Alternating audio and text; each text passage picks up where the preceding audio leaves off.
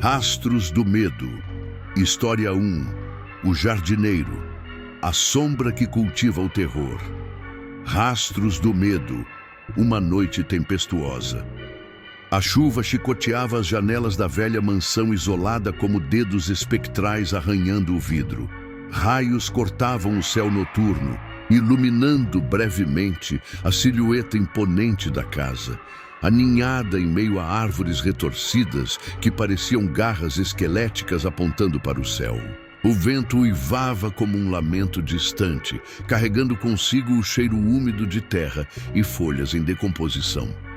Dentro da mansão, o crepitar lareira era o único som que tentava sopernichar com a fúria da tempestade lá fora.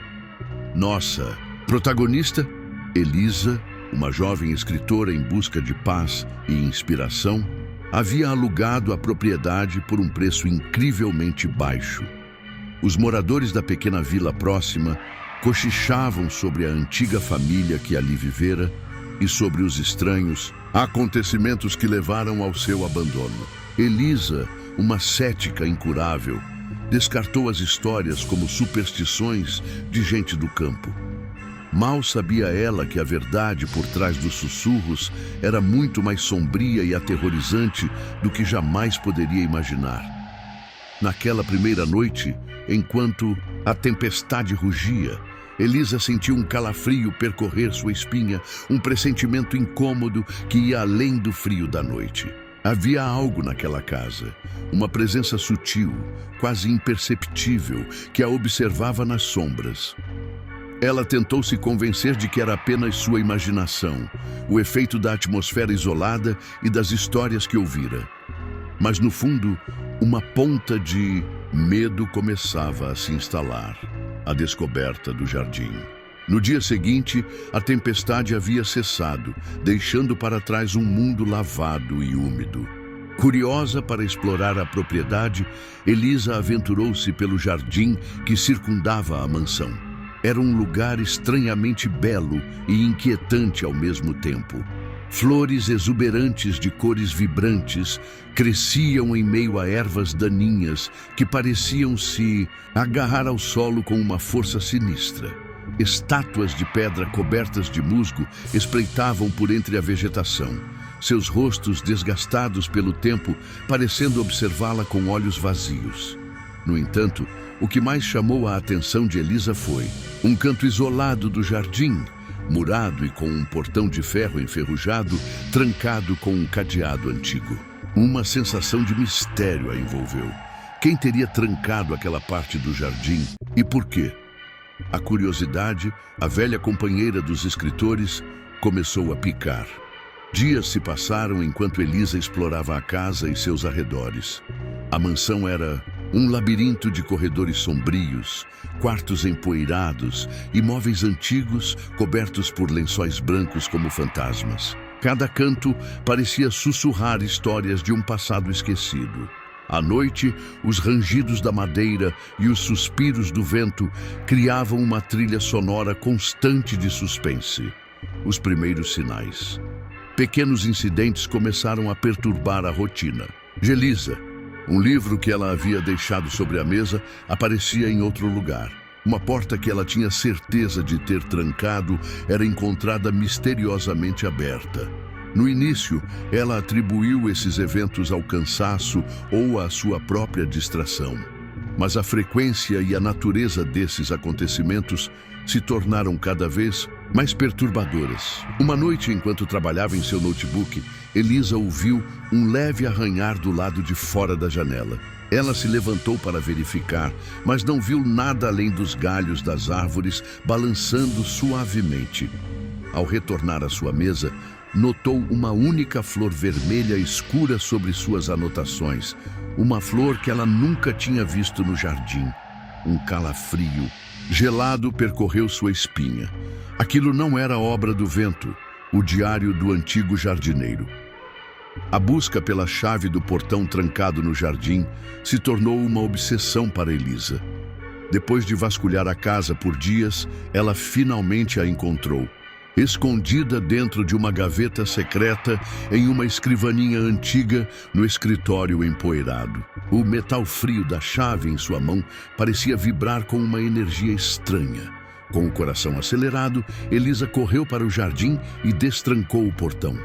O que ela encontrou do outro lado a deixou sem fôlego. Era um jardim secreto, diferente de tudo o que ela tinha visto antes. Flores raras e exóticas floresciam em meio a esculturas bizarras, feitas de galhos e cipós. O ar estava carregado de um perfume doce e nauseante ao mesmo tempo.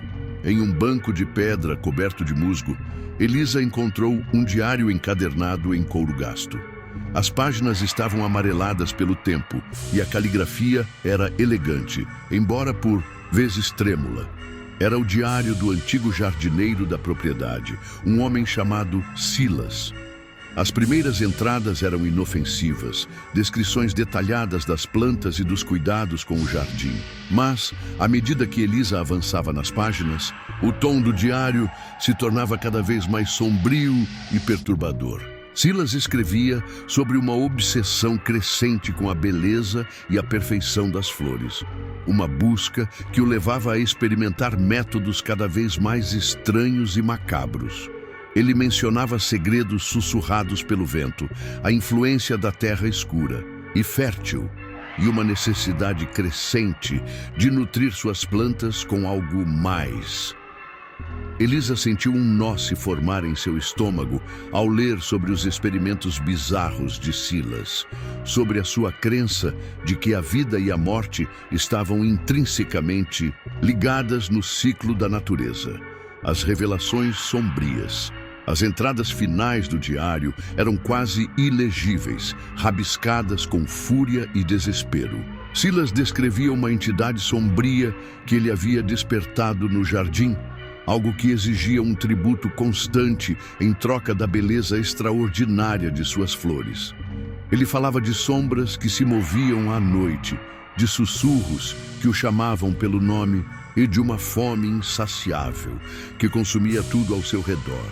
A última anotação era um grito de horror, uma frase incompleta que falava de olhos famintos e raízes que se agarravam. O diário terminava abruptamente, deixando Elisa com um turbilhão de emoções. Medo, repulsa e uma compreensão crescente do mal que permeava aquela propriedade. De repente, um farfalhar de folhas atrás dela a fez sobressaltar. Ela se virou rapidamente, mas não viu nada. No entanto, a sensação de ser observada, que a acompanhava desde a sua chegada, se intensificou exponencialmente. O jardim secreto, que antes parecia um refúgio misterioso, agora se mostrava como um palco para horrores inimagináveis. Os pesadelos se tornam reais. A partir daquele dia, os eventos estranhos na mansão se tornaram mais frequentes e ameaçadores. Elisa começou a ter pesadelos vívidos, nos quais via figuras sombrias se movendo pelos corredores e ouvia sussurros indistintos chamando seu nome. Ao acordar, sentia um cansaço profundo, como se tivesse lutado contra algo terrível durante à noite. Objetos se moviam sozinhos, portas se abriam e fechavam com violência, e sombras dançavam nos cantos dos seus olhos. O cheiro doce e nauseante das flores do jardim secreto começou a se infiltrar na casa, tornando o ar pesado e opressor. Uma noite, enquanto caminhava pelo corredor, Elisa viu uma sombra escura e alongada se arrastar pela parede, desaparecendo. Ao virar o canto, ela correu para verificar, mas não encontrou nada. A dúvida começou a corroer sua sanidade. Estava ela enlouquecendo ou havia algo realmente maligno naquela casa? Do jardineiro. A resposta veio em uma noite fria e sem lua. Elisa foi acordada por um barulho estranho vindo do andar de baixo. Ela desceu as escadas ostorosamente, com o coração batendo forte no peito.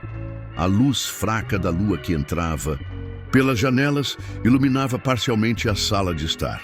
No centro do cômodo, ela viu uma figura alta e esguia, curvada como um galho retorcido. Sua silhueta era indistinta nas sombras, mas havia algo de vagamente humano em sua forma. Ele parecia estar cuidando de algo no chão, movendo-se com uma lentidão perturbadora. Elisa prendeu a respiração, paralisada pelo medo. Lentamente, a figura se endireitou e se virou em sua direção. Mesmo na penumbra, Elisa pôde distinguir um rosto pálido e inexpressivo, com olhos escuros e vazios que pareciam sugar a luz ao seu redor. Suas mãos eram longas e finas, com dedos ossudos que lembravam raízes entrelaçadas. Era o jardineiro. Um terror primordial invadiu Elisa, paralisando seus membros. A figura começou a se mover em sua direção, seus passos lentos e arrastados ecoando no silêncio da noite. Um cheiro forte de terra úmida e flores em decomposição emanava dele, quase sufocante. A perseguição no labirinto verde. Elisa finalmente conseguiu se desvencilhar do terror paralisante e correu. Ela sabia que não podia enfrentá-lo. Sua única chance era fugir.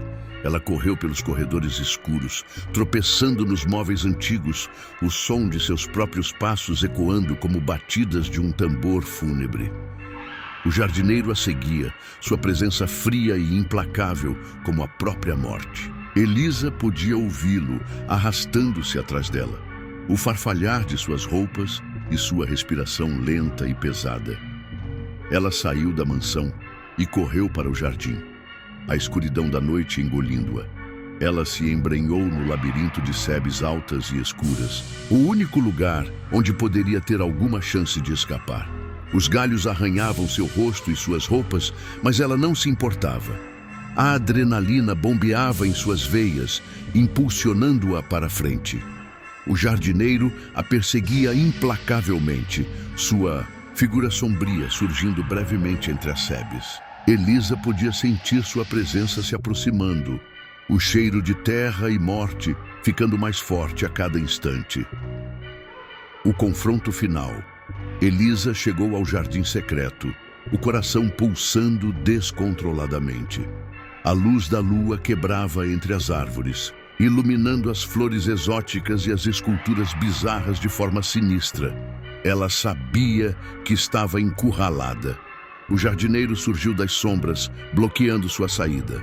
Seus olhos vazios fixaram-se nela, e um leve sorriso, mais parecido com uma careta, se formou em seus lábios pálidos. Ele estendeu uma de suas mãos ossudas em direção a Elisa. Em um ato de desespero, Elisa pegou o diário de Silas, que ainda apertava em suas mãos, e o atirou contra o jardineiro.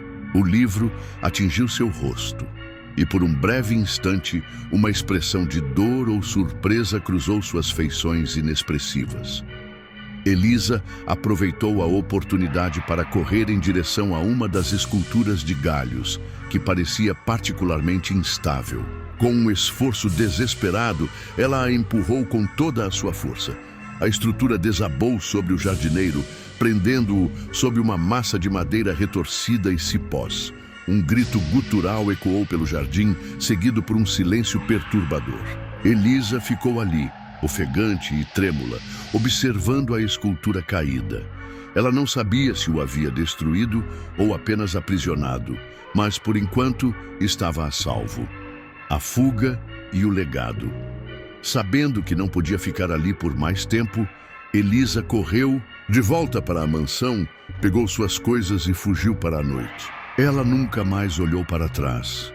Dias depois, já longe daquele lugar amaldiçoado, Elisa começou a escrever sua história, baseada nos horrores que vivenciou e nos segredos que descobriu no diário de Silas. Seu livro se tornou um sucesso estrondoso, um relato visceral do terror que espreitava sob a fachada da beleza. Mas mesmo com a distância e o tempo, Elisa nunca conseguiu se livrar completamente da sombra do jardineiro. Às vezes, no silêncio da noite, ela ainda sentia o cheiro doce e nauseante das flores e ouvia o farfalhar das folhas ao vento, lembrando-a do mal que residia naquele jardim isolado. Ela sabia que, em algum lugar, a sombra ainda cultivava o terror. Se você gostou dessa imersão no medo e quer explorar outros rastros do medo, não se esqueça de deixar o seu like e se inscrever no canal para não perder nenhuma de nossas histórias sombrias. E agora mesmo, um outro vídeo aterrorizante espera por você aqui na tela. Clique e continue explorando os cantos mais obscuros da alma humana. Boa noite e cuidado com os jardins. Rastros do Medo, o maquiador de mortos, mistérios e sombras. A pequena e isolada cidade de Ravenswood sempre carregou consigo uma aura de melancolia. Seus habitantes, acostumados ao silêncio e à névoa constante que pairava sobre o cemitério local, raramente se surpreendiam com algo, até que ele chegou. Um homem de passado incerto que se instalou na velha casa abandonada nos arredores do cemitério. Ninguém sabia seu nome verdadeiro, apenas o chamavam de O Maquiador. Sua figura era enigmática, alto e magro, com vestes sempre escuras que pareciam absorver a pouca luz do ambiente. Seus cabelos, de um preto azeviche, emolduravam um rosto pálido e anguloso, marcado por profundas olheiras que denunciavam noites insones. Seus olhos penetrantes e de um azul gélido pareciam carregar o peso de inúmeras histórias silenciadas. Suas mãos, longas e delicadas, possuíam uma estranha habilidade, capazes de transformar a rigidez da morte em uma suave aparência de descanso. A casa onde ele trabalhava era tão sinistra quanto sua reputação. Janelas empoeiradas, rangidos, constantes e um cheiro sutil de formol, misturado a ervas desconhecidas, pairavam no ar. Reza a lenda que a casa fora palco de tragédias antigas, sussurros de almas atormentadas ecoando em seus corredores vazios. Era ali, naquele santuário macabro, que a transformação final acontecia. O primeiro caso que realmente chamou a atenção da pequena Ravenswood foi o de Sarah Miller, uma jovem encontrada sem vida às margens do rio. Seu rosto, antes vibrante e cheio de vida, estava pálido e contorcido pelo terror. A polícia local, perplexa com a ausência de sinais de luta, declarou afogamento acidental. Mas quando o corpo de Sarah foi preparado pelo maquiador, algo mudou. Como se um véu tivesse sido retirado, a expressão de terror no rosto de Sarah deu lugar a uma serenidade quase angelical. Seus lábios, antes crispados, agora esboçavam um leve sorriso. Suas bochechas ganharam um rubor suave, como se a vida ainda pulsasse em suas veias. A transformação era tão impressionante que alguns dos presentes no velório juraram ter visto um breve brilho em seus olhos. Surgimento de boatos e suspeitas. A perfeição do trabalho do maquiador começou a gerar murmúrios. Como era possível tamanha naturalidade em um rosto que a morte já havia reclamado? Alguns sussurravam sobre pactos sombrios, sobre rituais macabros realizados sob a luz da lua cheia. Outros, mais supersticiosos, acreditavam que ele possuía algum tipo de poder sobrenatural. O detetive atormentado. O xerife Thomas Blackwood, um homem calejado e atormentado por casos não resolvidos do passado, era um dos poucos que não se deixava levar pela atmosfera de mistério.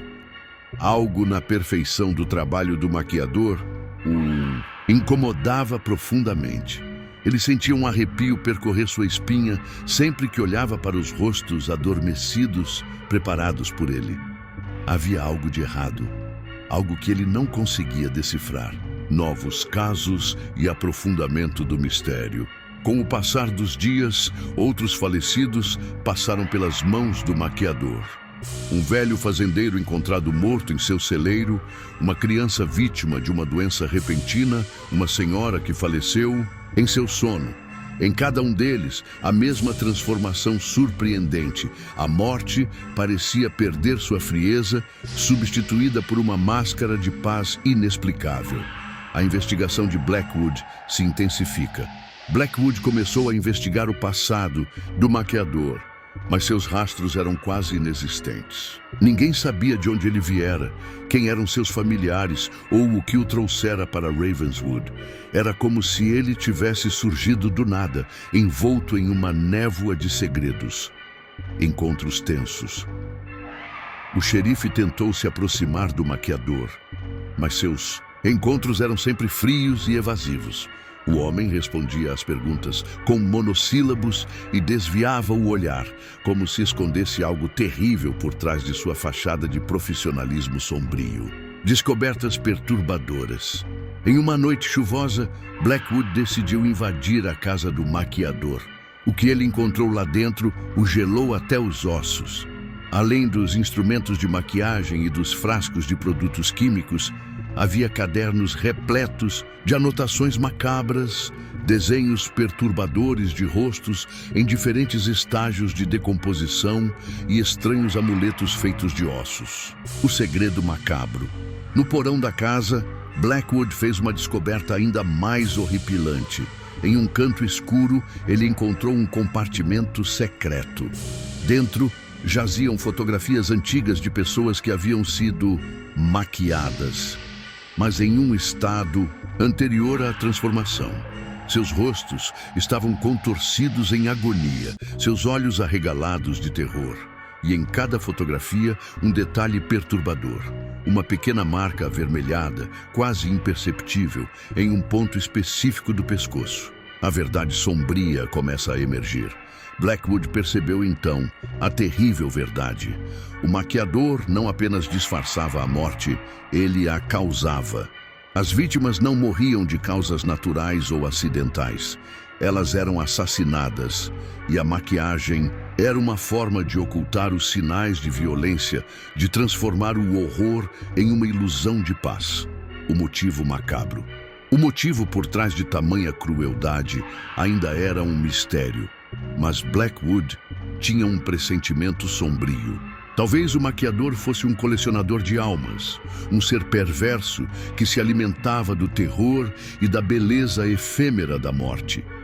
A caçada implacável. Com a verdade à tona, Blackwood iniciou uma caçada implacável ao maquiador. A pequena e pacata Ravenswood se transformou em um palco de terror, com a sombra do assassino pairando sobre cada esquina. Pistas sinistras. A cada nova vítima descoberta, Blackwood encontrava a mesma pequena marca avermelhada, o selo macabro do maquiador. As anotações nos cadernos do assassino revelavam detalhes perturbadores sobre seus métodos, sua obsessão pela perfeição e seu prazer sádico em manipular a aparência da morte. A comunidade em pânico. O medo se espalhou como uma praga entre os habitantes de Ravenswood. Ninguém se sentia seguro, pois o assassino poderia estar à espreita em qualquer lugar, disfarçado sob a máscara da normalidade. O confronto final se aproxima. Blackwood sabia que o tempo estava se esgotando. O maquiador estava ficando mais ousado, mais confiante em sua capacidade de escapar impune. O xerife precisava detê-lo antes que mais vidas fossem ceifadas. A descoberta crucial. Em uma das anotações do maquiador, Blackwood encontrou uma referência a um antigo ritual funerário praticado na região séculos atrás. Um ritual que envolvia a preparação dos corpos com ervas e óleos específicos para acalmar a alma e facilitar a passagem para o outro lado. Mas havia uma passagem sombria que mencionava a possibilidade de roubar a alma através de um toque específico no pescoço durante o processo. A compreensão aterradora. Blackwood finalmente entendeu. O maquiador não apenas matava suas vítimas, ele roubava suas almas, aprisionando-as de alguma forma através daquele toque macabro. A serenidade que ele pintava nos rostos era uma farsa, uma máscara para esconder o vazio da alma roubada. O cerco se fecha. Com essa terrível compreensão, Blackwood localizou o maquiador no cemitério, perto de um túmulo recém-aberto. O assassino parecia estar se preparando para mais uma vítima. O confronto tenso. O xerife confrontou o maquiador, a tensão palpável no ar úmido da noite. O assassino, com seus olhos frios e calculistas, não demonstrou surpresa. Pela primeira vez, ele revelou um sorriso gélido e perturbador. A luta desesperada, uma luta brutal, se seguiu entre o xerife e o maquiador.